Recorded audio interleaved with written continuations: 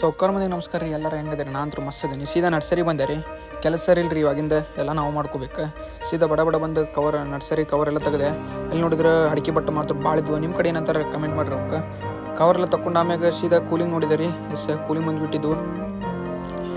ಬದ್ನಿ cooling ಬಂದಿದ್ವು. ಅದಕ್ಕೆಲ್ಲ ತೊಗೊಂಡು clean ಮಾಡಿ ಅದಕ್ಕೆ ಬೆಡ್ಡಿಗೆ ಇಳಿಸ್ಕೊಂಡೆ ರೀ. ಭಾಳ ಅಂದ್ರೆ ಭಾಳ ಜಾರ್ ಐತಿ ರೀ. ನಮ್ದಂತೂ ಜಾಗ ಫುಲ್ ನೆಲ ಹಂಗಿದ್ರು ರ್ಯಾಡಾಗಿ ಬಿಟ್ಟೈತಿ. ಬಡ ಹೋಗಿ ಕೂಲಿಂಗ್ ಇಟ್ಟೆ ರೀ.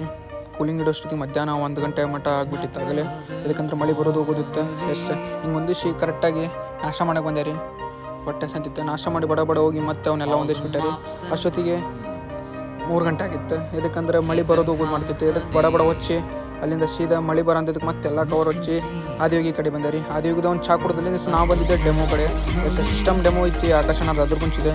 ಕ್ಲಿಯರ್ ಮಾತ್ರ ಸೌಂಡ್ ಮಸ್ತ್ ಐತಿ. ಯಾರು ಬೇಕಾದ್ರೆ ಆರ್ಡರ್ ಮಾಡಿರಿ. ನಂಬರ್ ಪಿನ್ ಮಾಡಿರ್ತೀನಿ ಕೆಳಗೆ. ಇವತ್ತಿಗೆ